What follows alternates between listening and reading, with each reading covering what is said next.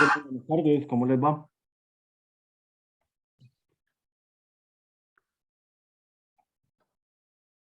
Buenas tardes, profe. Buenas tardes. Buenas tardes. Chicos, en la clase de hoy necesito ir un poco rápido. Me duele así mucho, pero muchísimo, muchísimo la cabeza. Y de hecho casi que cancelé la clase, pero bueno, creo que sí podemos avanzar. Pero necesito que avancemos bastante rápido. Espero que se hayan estudiado la presentación. Había muchos ejercicios previos. Mm. Ok, tal vez comencemos con este ejercicio. Este es el ejercicio básico de todos los temas de vectores, ¿verdad? Y este específicamente, bueno, trata de vectores que son fuerzas. Recuerden que todas las fuerzas son vectores. Entonces, hay unos trabajadores que intentan liberar esta camioneta que está aquí en el centro y aplican esos tres vectores de fuerza. Estas tres líneas rojas que están ahí. Normalmente, si uno se queda pegado, uno no aplicaría fuerzas en esas direcciones porque las fuerzas se cancelan. Pero bueno, como es un ejercicio de libro de texto, hay que hacerlo. Primero obtener cada componente X y Y de cada tirón y luego usar esas componentes para calcular la magnitud y la dirección de la resultante. Recuerden que la resultante es como la fuerza total o la fuerza neta.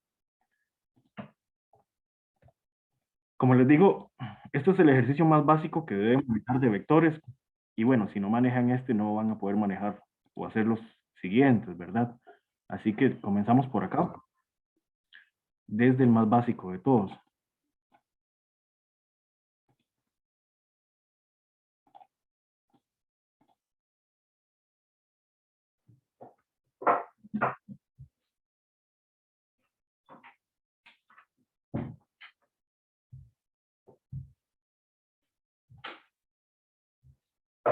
Chicos, ya ven la pizarra, ¿verdad? Aún no. Todavía no, profe. Ok, ahora sí. Sí, ahora sí. Bueno, entonces, como siempre, comenzamos haciendo un sistema de coordenadas X y Y. Y ahí tiramos a las fuerzas, a los vectores. Uno tiene, me dicen los ángulos, bueno, el ángulo del primero. Digamos que el primero es este que se forma como por aquí. ¿Qué ángulo tiene este?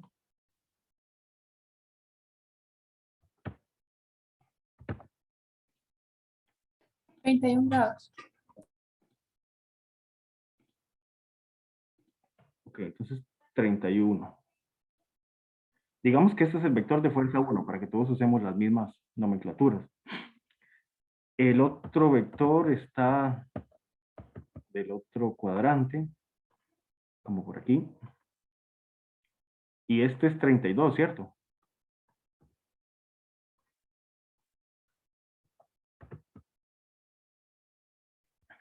Y el último está en el tercer cuadrante. Y me dieron este ángulo de acá, 53. Ok. Entonces, lo primero que hay que hacer es encontrar las componentes de todos los vectores. Supongamos que ese es el vector F3. Y, como siempre, bueno, vamos a utilizar que F en X es F por el coseno del ángulo y que F en Y es F por el seno del ángulo. Con la condición de que este ángulo de acá es el ángulo que siempre está pegando al eje X. Esa es nuestra condición.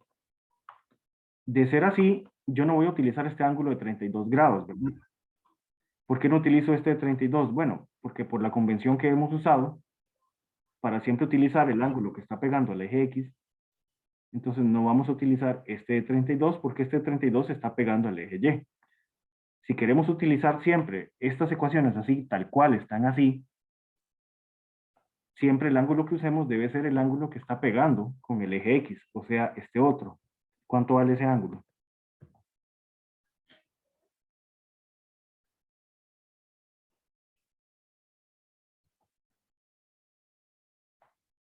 58. 58 grados, porque estos dos sumados, son un ángulo recto que debería dar 90. Ok, entonces, y ahora sí tenemos los ángulos, y una vez teniendo los ángulos, pues simplemente hay que calcular esas componentes. Entonces, F1 en X sería la magnitud de F1. ¿Cuál es la magnitud de F1? Según el ejercicio.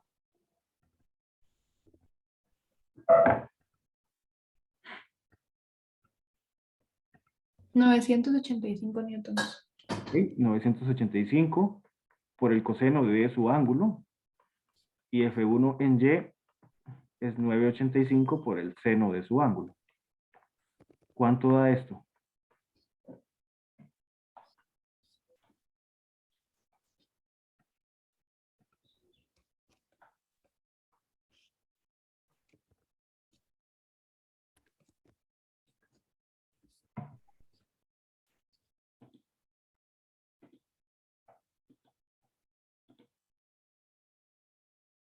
$844,3.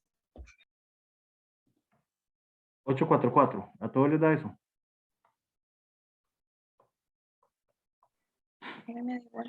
¿Y la Sí. de Y? ¿Y la componente Y cuánto da? 507. ¿A todos les da eso? Sí, a mí sí. A ver, las dos componentes son positivas o alguna es negativa. Veamos la dirección del vector F1. El vector F1 en X va para la derecha y en Y va hacia arriba. Entonces las dos se quedan positivas, así como están. Ahora con el vector F2. F2 en X y F2 en Y. ¿Cuál es la magnitud de F2?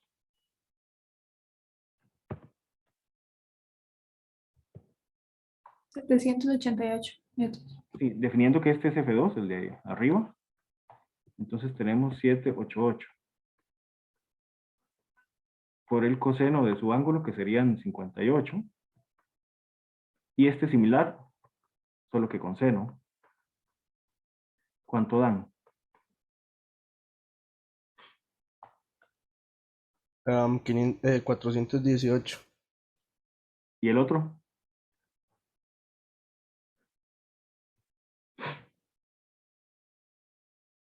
668. ¿A todos les da así? Sí. ¿Alguna de estas dos componentes va a ser negativa? La componente En X. X.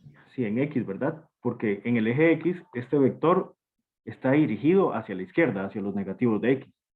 Pero en Y, el vector ve hacia arriba, hacia los positivos. Entonces su componente Y sí se queda positivo. Y luego F3 en X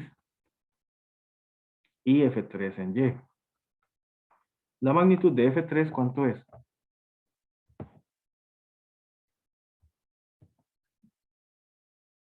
$411 por el coseno de 53.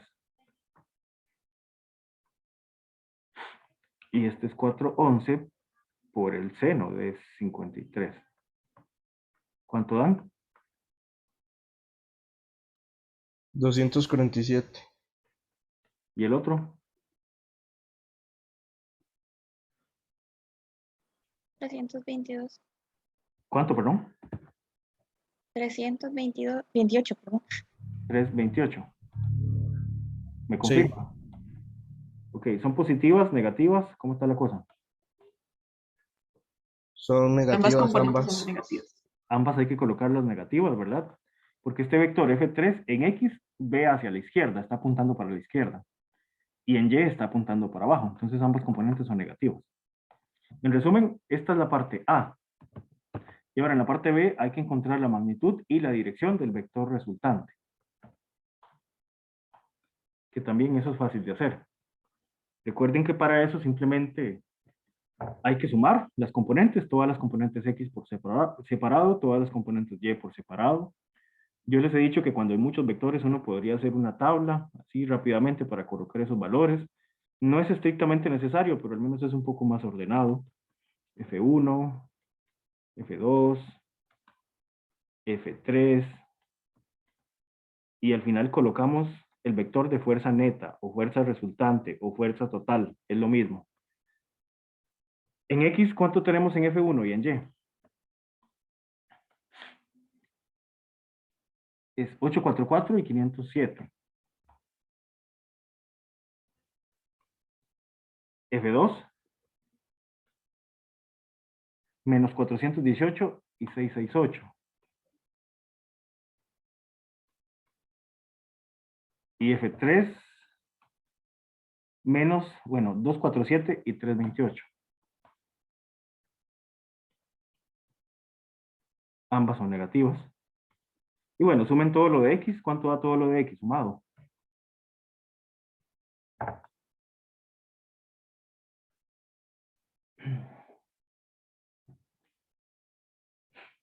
Profe, X me da 139. Ok, ese fue el valor que me dieron ustedes. Repitan el de X, por favor. ¿Toda la suma o la componente 3? Ah, la suma de Ok. X nada más. ¿Cuánto Ah, da? quiere que de una. Bueno, Ok, bueno, la suma de X ya ajá. es 179. ¿A todos les da eso? A mí me da igual. ¿Y Y?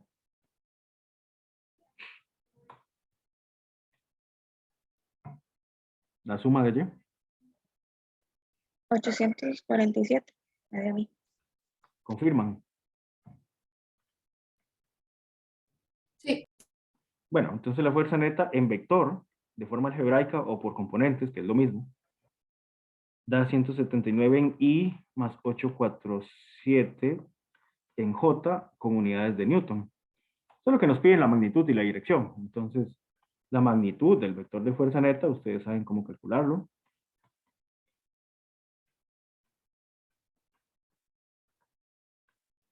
¿Cuánto da eso?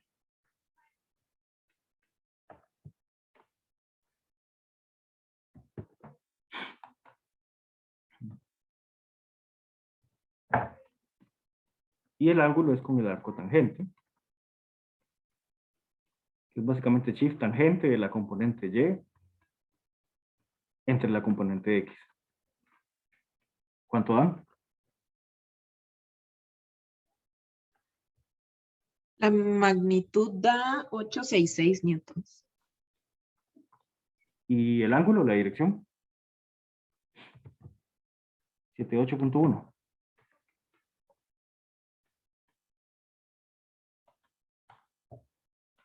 Eso es lo que dice la respuesta, ¿les da eso?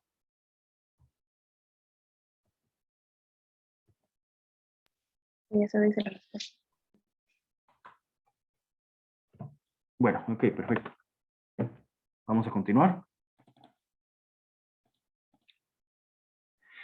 De esta parte de aquí, lo más importante es que recuerden que el peso W, el peso siempre se define como la multiplicación de la masa por la gravedad, todo el tiempo. Entonces, el peso W simplemente es M por G. Así calculamos el peso. El peso es un vector que tiene la dirección de la gravedad. La fuerza normal es una fuerza de reacción que siempre es perpendicular a la superficie donde está el objeto.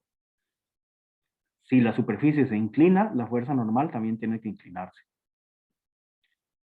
Las fuerzas de tensión son las direcciones de las cuerdas o cadenas o cordones. Las fuerzas de tensión siempre van desde el centro del objeto hacia afuera. Y la fuerza de fricción, F minúscula, siempre se opone al movimiento. Por ejemplo, si usted desplaza este bloque para la derecha, la fuerza de fricción va para la izquierda.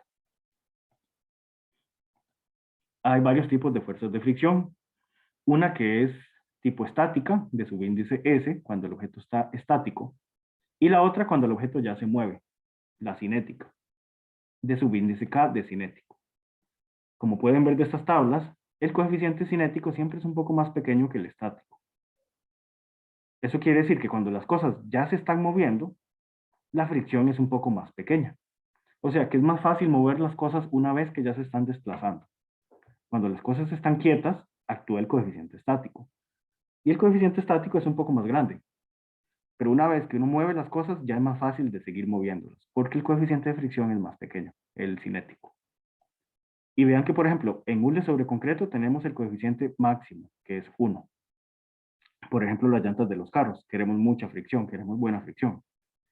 Pero hielo sobre hielo tiene poca fricción, tanto estático como cinético. Por eso decimos a veces que cuando algo está sobre una superficie de hielo no tiene fricción. No es que no la tenga, sino que es tan pequeña que es despreciable. Todavía más en la articulación sinovial en humanos, ¿verdad? Que es el líquido que tenemos en las articulaciones, que nos permite hacer rotaciones en la rodilla, en el codo, en los hombros.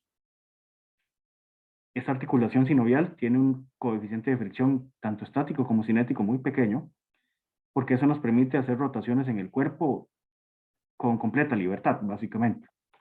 Por eso la fricción no es buena ni es mala, simplemente depende del contexto. A veces queremos mucha fricción y a veces queremos poca fricción. Y luego pasamos a las leyes de Newton. La primera era de la inercia, que dice que los objetos tratan de mantener su estado de movimiento. La segunda es la ley de la aceleración, que dice que la fuerza y la aceleración están relacionados. También con la masa, básicamente esta es la ecuación. Realmente esta no es la ecuación, aquí se los coloqué, pero por ahora vamos a decir que esta es la segunda ley de Newton.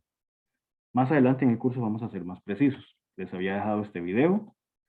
La tercera ley de Newton es una ley universal de todas las ciencias, la ley de acción y reacción.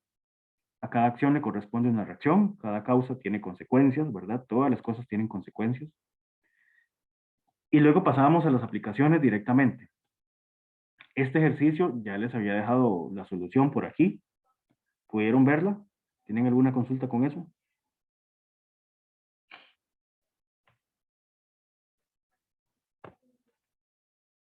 Bueno, si no me dicen nada, supongo que todo está bien.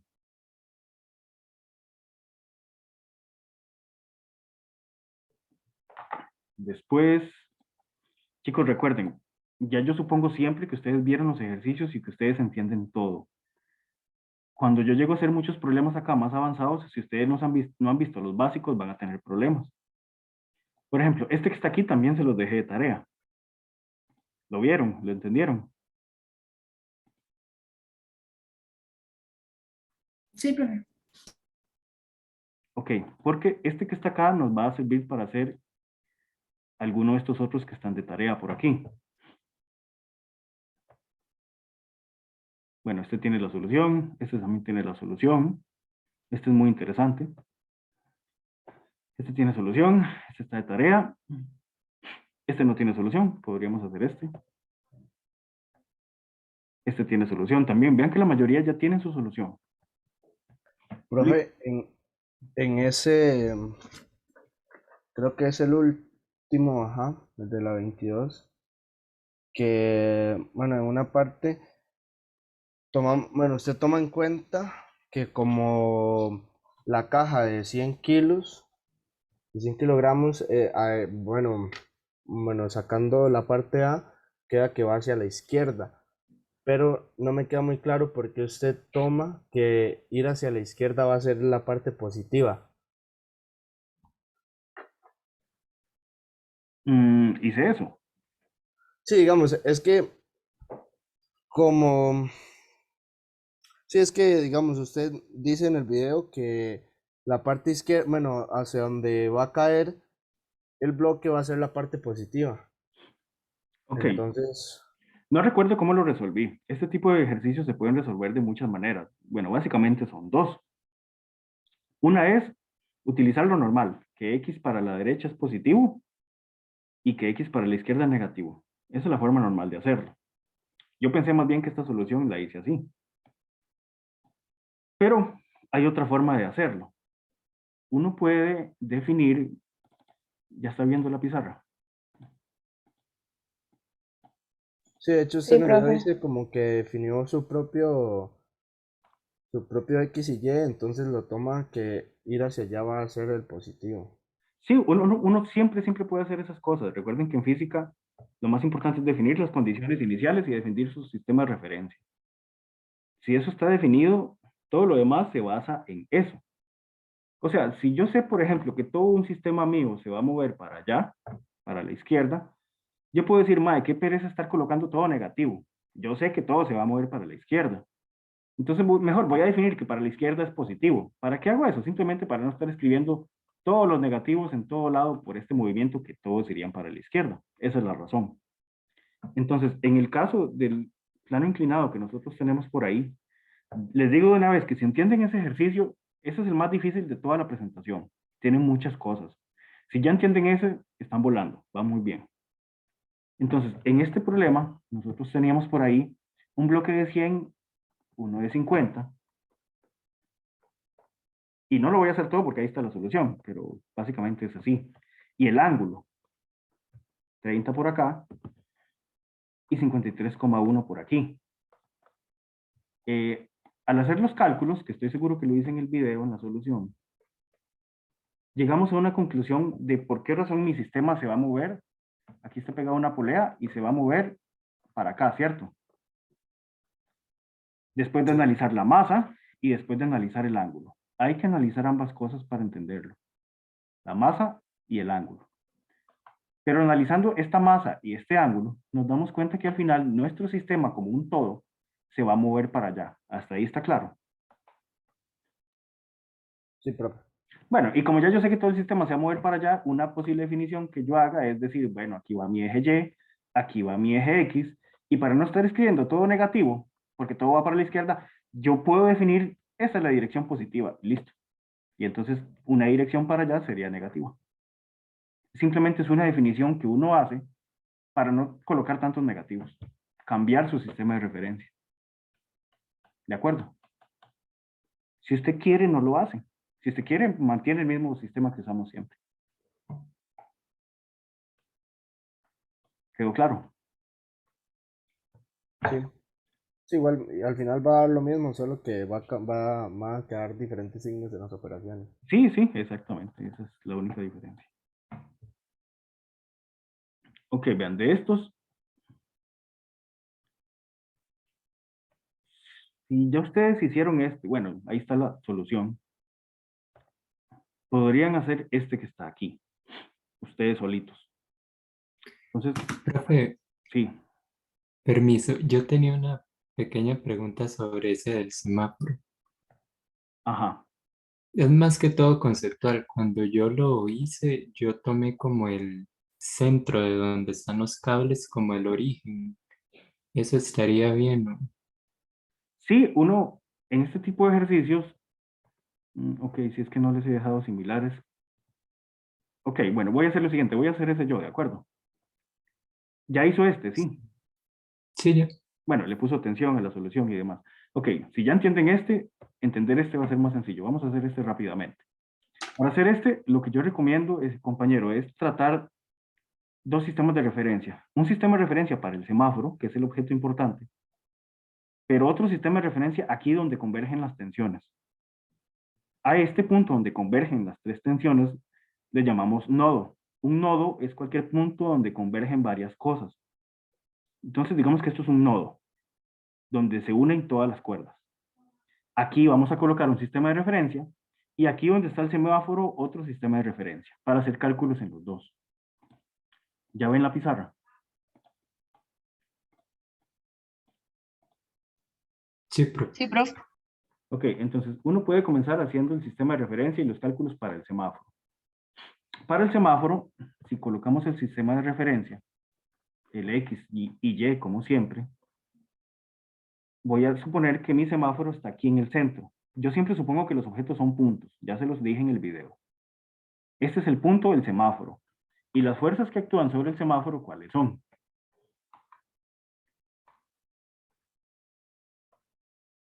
Su peso, que va para abajo, W. ¿Y cuál otra? La tensión ¿Cuál? arriba.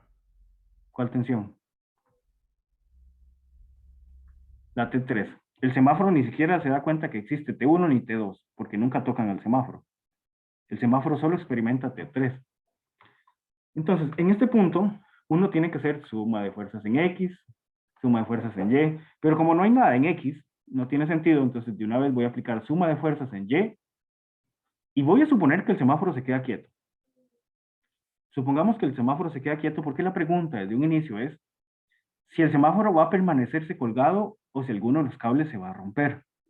Entonces, intentemos hacer la situación en la cual el semáforo se mantiene colgado y si T1 o T2 dan más que 100 newton, eso es lo que dice el enunciado, si T1 o T2 dan más de 100 newton, significa que se va a romper.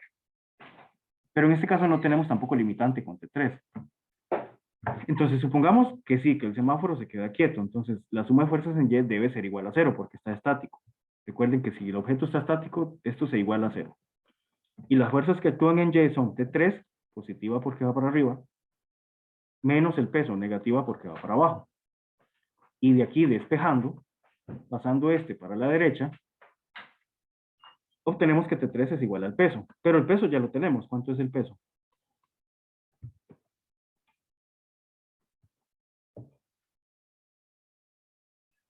$122 N. Ajá, 122. De hecho, yo les podría preguntar cuál es la masa. ¿Cuál es la masa de ese semáforo?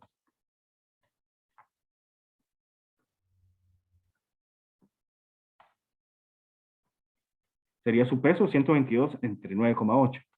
¿Cuál sería la masa de ese semáforo? No es una pregunta de acá, pero es algo muy obvio que deberían saber todos.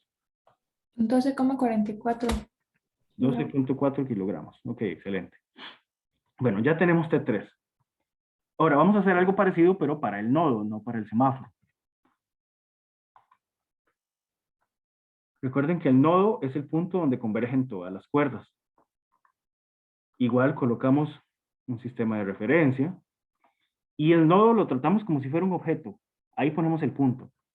El nodo como tal no tiene masa o es una masa muy despreciable, pero es simplemente para ubicarlo en el cero del sistema de referencia XY. Entonces, según este sistema, ¿cuáles fuerzas actúan sobre el nodo? Tengo T3. Desde esta perspectiva T3, recuerden que las tensiones van hacia afuera del objeto. Esta sería T3, sale, va hacia abajo. T2 y T1.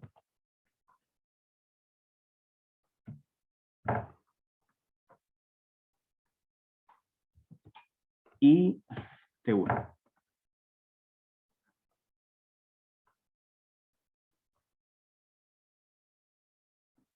Y bueno, coloquemos los angulillos de una vez. El ángulo de T2, ¿cuánto es?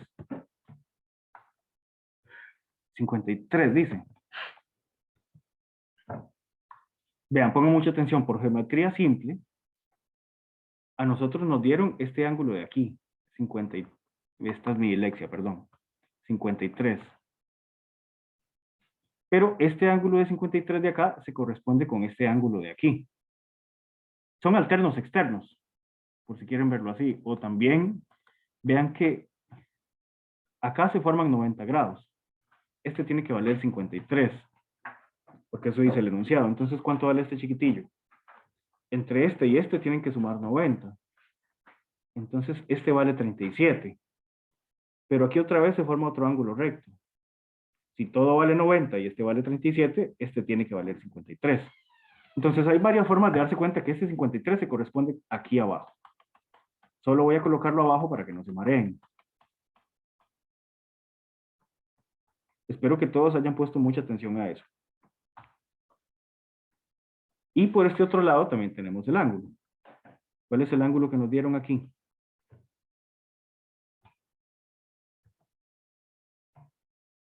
$37. Bueno, 37. Entonces, por la misma razón, este de aquí más bien es el que ahora vale 37. ¿Eso queda claro para todos?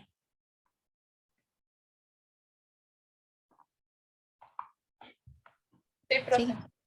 Bueno, ok, entonces seguimos con esto y otra vez, como les digo, siempre, suma de fuerzas en X, si el objeto está estático, igual a 0, y suma de fuerzas en Y, igual a 0. Hagamos primero las de X, porque en este caso sí hay en X. Suma de fuerzas en X debe ser igual a 0. ¿Cuáles fuerzas tenemos en X? Para colocarlas aquí a la izquierda de la ecuación.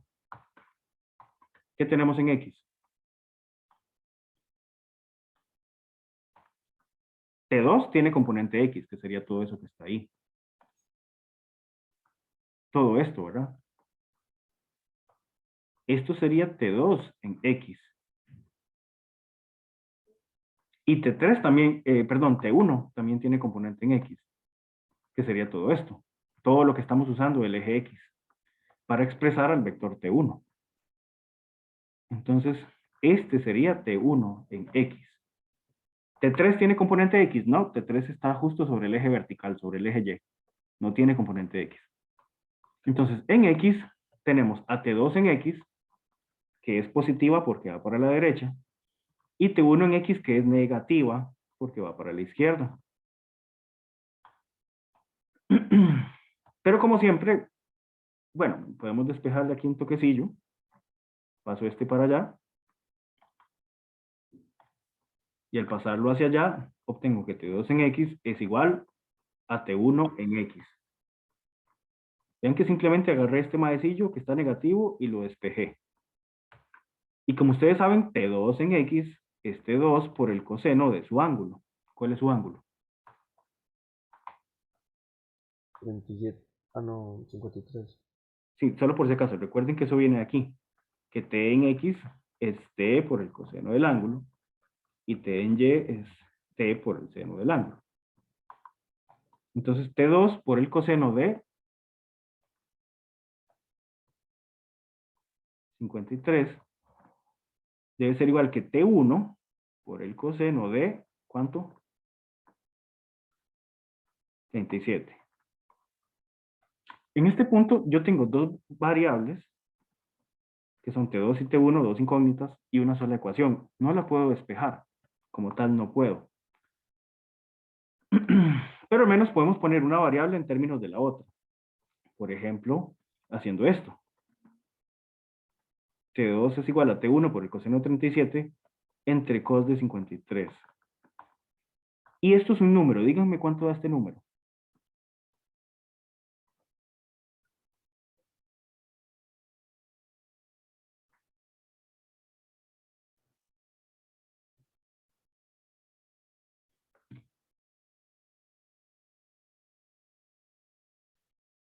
$1,33.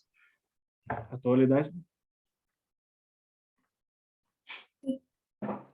Entonces, a pesar de que aún no la podemos despejar, sabemos que T2 es 1.33 veces lo que valga T1.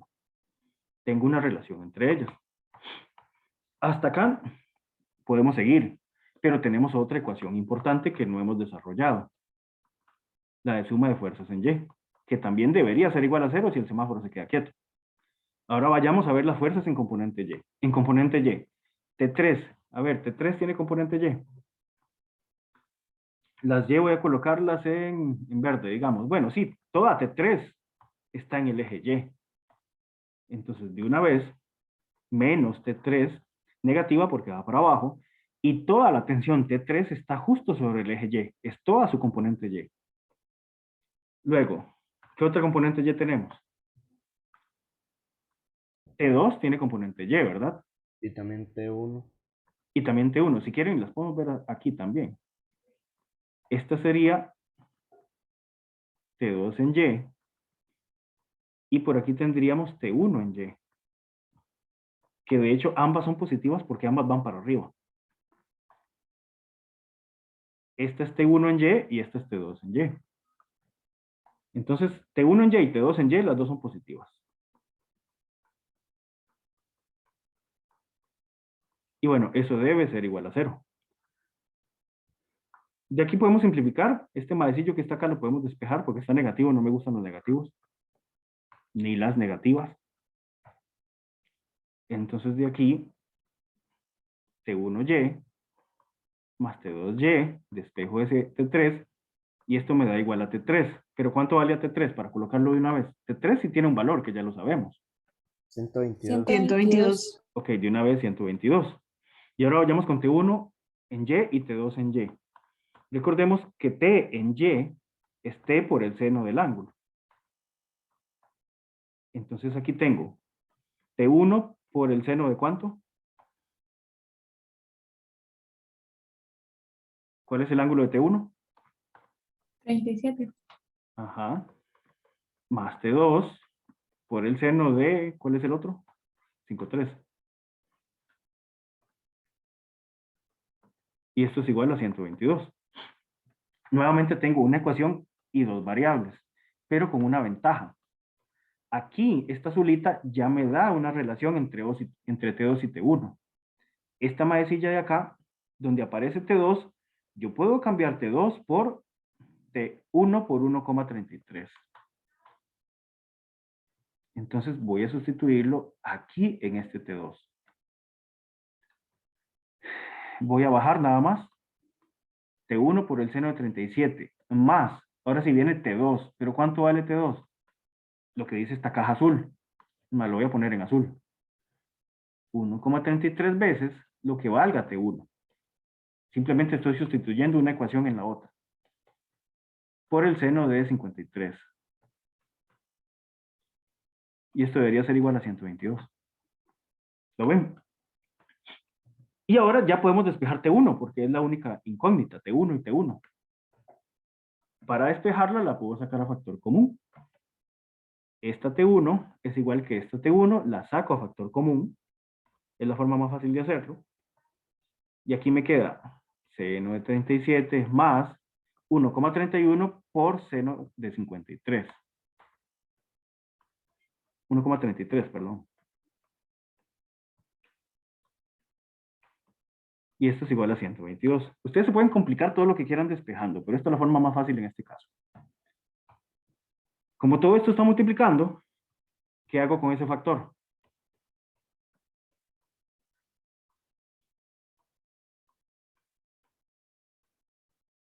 Más 1,33 por seno de 53. ¿Lo ven? Y esto ya me da T1. Calculen esto. ¿Cuánto da T1?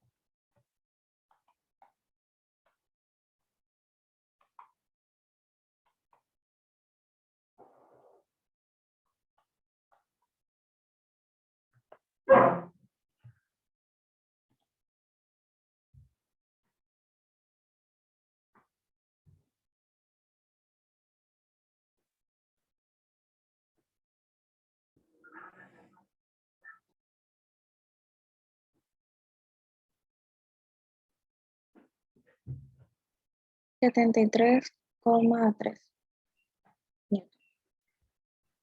¿A todos les da eso? Sí. Sí, profe.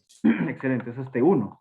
Pero como ya tengo T1, puedo sacar T2 con esta relación de aquí. T2 es 1,33 por lo que valga T1. Y T1 nos dio 73,3. ¿Cuánto es eso?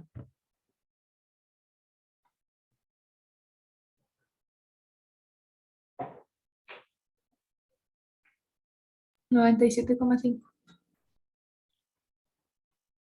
97,5 newton T2. 73,3 newton T1. Esas son las tensiones y hay que responder. ¿Cuál sería la respuesta?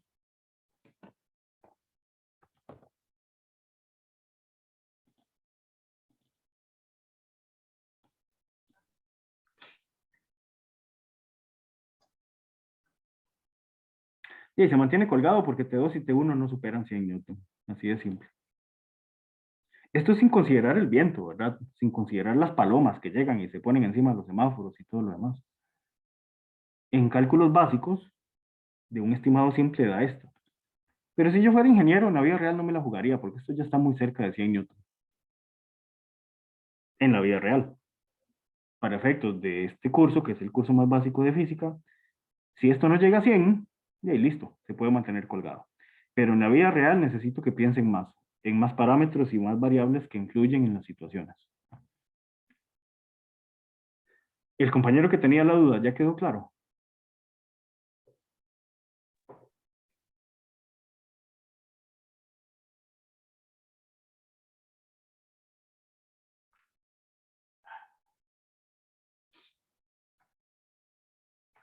Hola. Claro, gracias. Ok, con gusto. Vean que todos tienen solución y todos son muy importantes. Voy a hacer, este es muy fácil, es muy parecido al que acabamos de hacer. Voy a hacer este, ya que no tiene solución ahí, digamos.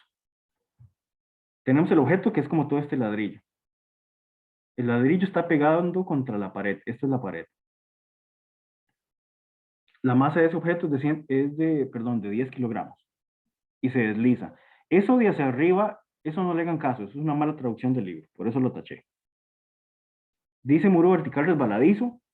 Si dice resbaladizo o liso, pueden suponer que no tiene fricción. no hay fricción entre el objeto y la pared. Si dice resbaladizo o completamente liso, no hay fricción. Se supone que no hay fricción. La fuerza F actúa por aquí, de 60 newton, a un ángulo de 60. Primero hay que encontrar la fuerza normal que se ejerce sobre el objeto por el muro. Recuerden que la fuerza normal es una fuerza de reacción. Y si ya vieron los otros ejercicios, eso les va a quedar más claro, especialmente con el número 1, que era este de aquí, ¿verdad? Y después hay que encontrar la aceleración del objeto. La aceleración significa si este objeto se va a mover para arriba o para abajo. Este objeto no se va a mover en X, ni para la izquierda ni para la derecha, porque en X hay un muro. Es como que usted haga fuerza de un libro con su mano y lo pegue contra el muro, contra la pared. Digamos que sobre el eje que está en la pared no se va a mover, solo se puede mover para arriba o para abajo. Entonces aquí en la B, donde nos pide la aceleración, es ver si el objeto se va a quedar quieto, o se va a acelerar para arriba, o se va a acelerar para abajo. Pero bueno, hagamos primero la A. ¿Ya ven la pizarra?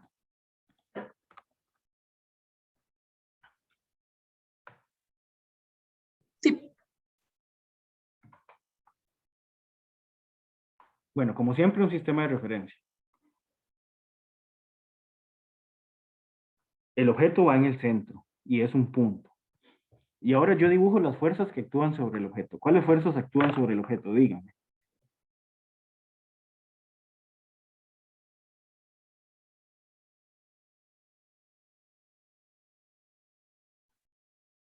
La fuerza de 60 newtons y el peso. Fricción no, profe. Digamos, la fricción que levite caballos hacia arriba y hace caballos hacia abajo. ¿Qué dijimos de la fricción según el enunciado?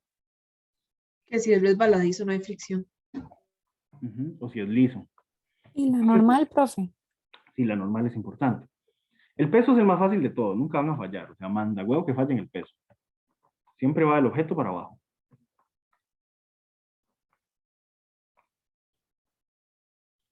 Este es el peso. Tenemos entonces la fuerza normal, que esta fuerza normal es una reacción de la pared.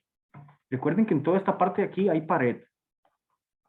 Y usted está empujando su objeto como en esta dirección para allá.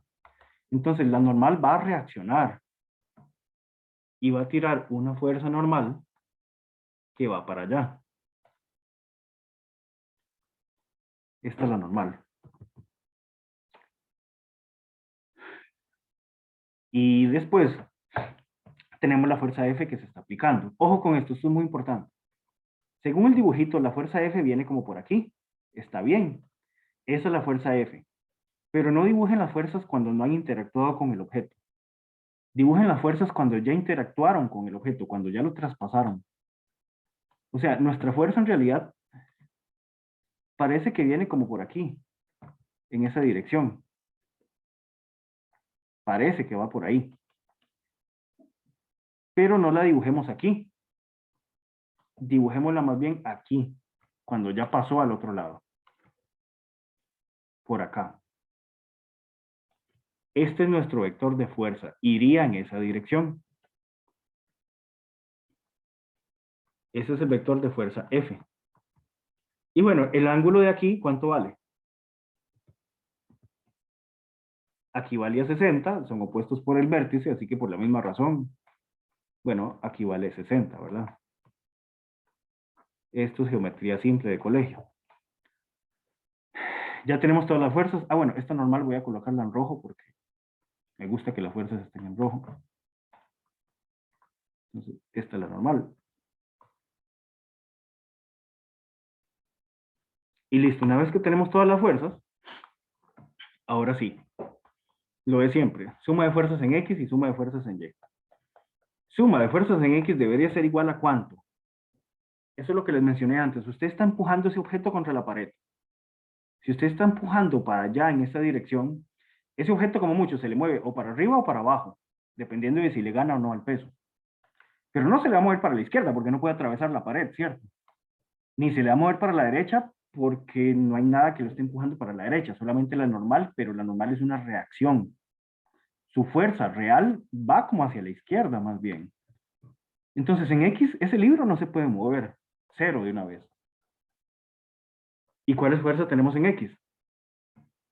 La normal, que está completamente sobre el eje X, y esta fuerza F que estamos aplicando. Esa tiene una componente en X. ¿Dónde está?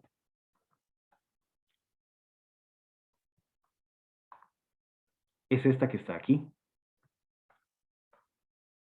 Esta que está aquí es la componente X de esa fuerza.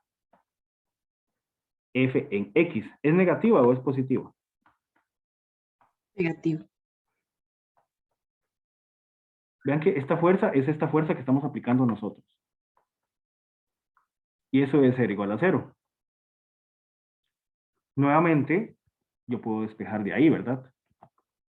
Y todo esto negativo lo paso para allá. Y obtenemos que la normal es igual a la fuerza en X. Pero ¿cuánto vale la fuerza en X? Bueno, es la magnitud de la fuerza por el coseno de su ángulo, que es 60. ¿Cuánto vale esta fuerza, F?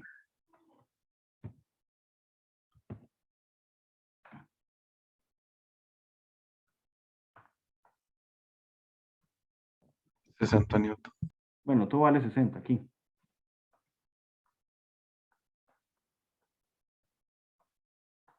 ¿Y cuánto da 60 por coseno de 60? 30.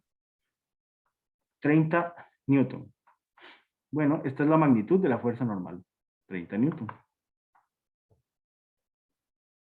Y esta básicamente es la A. ¿Tienen alguna consulta?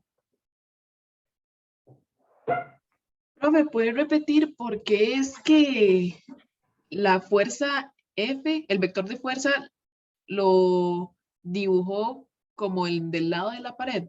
Como que le entendí que hay que dibujar las fuerzas como una vez que ya interactúen con el objeto. Sí, dibujen las fuerzas siempre cuando ya traspasan al objeto. Esta fuerza viene como de abajo para la izquierda, pero no la dibujen aquí.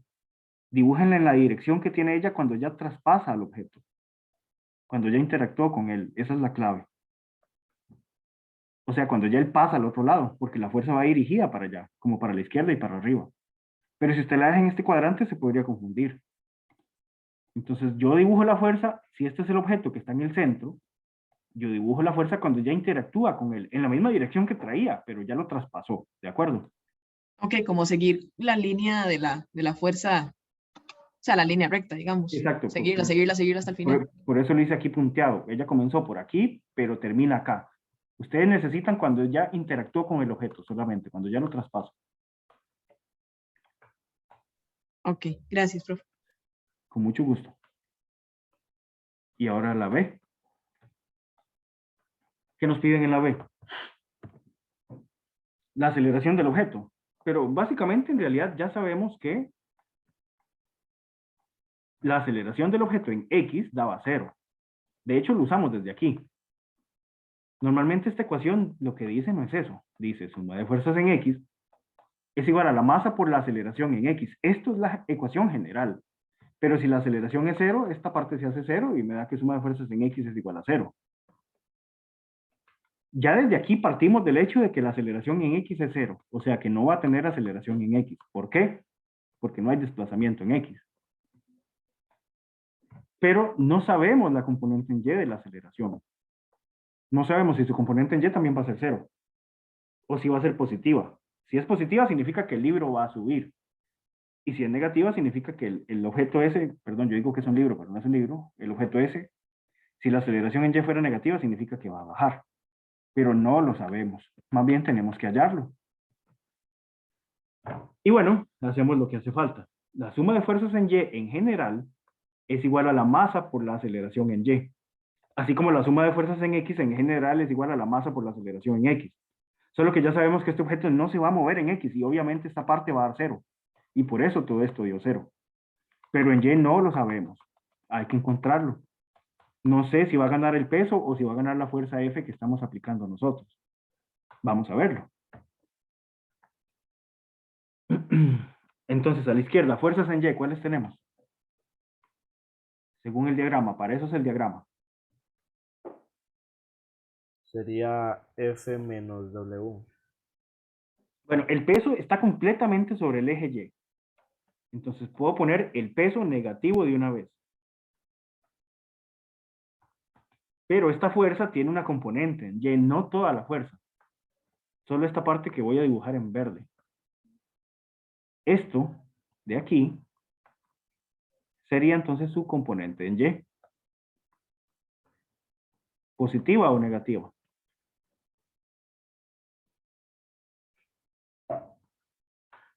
Claramente es positiva porque va por arriba.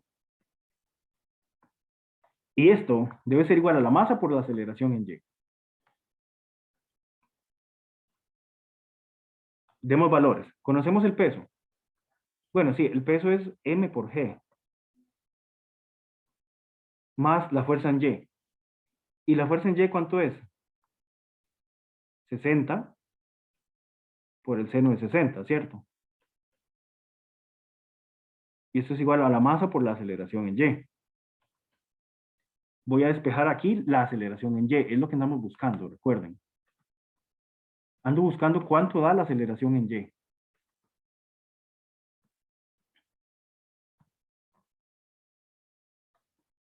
Entonces, despejando,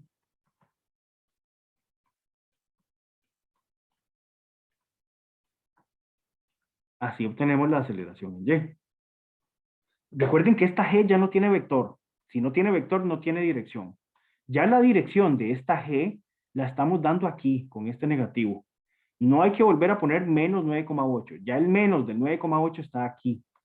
Entonces, esta G simplemente vale 9,8. Su negativo es este negativo que ya colocamos al frente de la dirección. Solo se coloca una vez. ¿Cuánto da entonces todo eso? ¿Cuánto era la masa del objeto? 10 10 kilogramos. kilogramos. Entonces, ¿cuánto da la aceleración? Menos 4,6. Cerrado.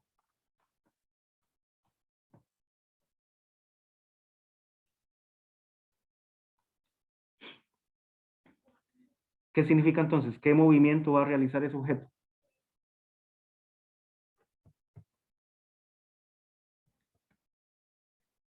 Se va hacia abajo, se cae, digamos. Se cae. ¿Qué significa eso? ¿Por qué el objeto se cae? ¿Por qué se mueve para abajo?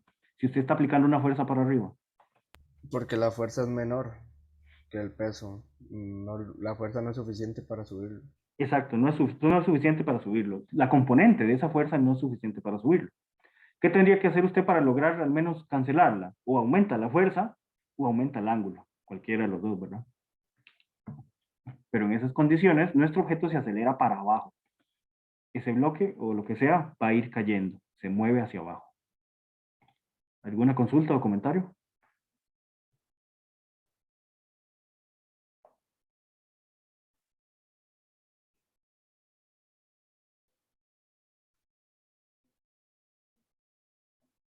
No, profe. Bueno, chicos, entonces todos los demás ejercicios que quedan, algunos ya tienen la solución y hay otros que sí necesito que hagan ustedes, de parte de ustedes. Entonces pónganse a estudiar bastante. Hay bastante que hacer de estos ejercicios de fuerzas. Hay miles de problemas diferentes, pero esta es la base. Entendiendo esta base y entendiendo las soluciones que ya les dejé ahí, pueden hacer cualquier problema. Cuídense mucho. Que les vaya bien. Gracias, profe. Igual. Gracias, profe. Gracias. Gracias, profe. Gracias, profe. Gusto. Gracias, profe.